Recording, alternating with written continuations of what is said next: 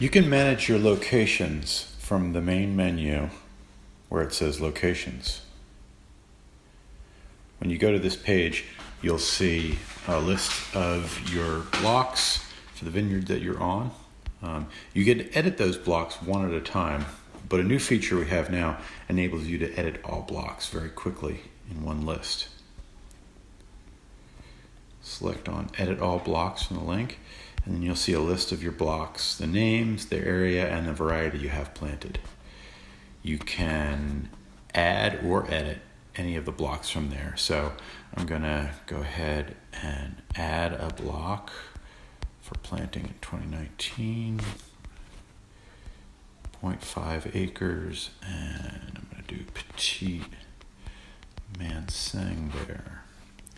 Now, if I hit save and add another, it'll save this new block and then take me back to the same page so that I can continue to add more if I'd like.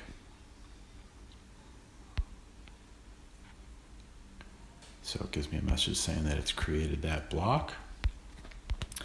Say I'm going to plant a little bit more Cabernet as well.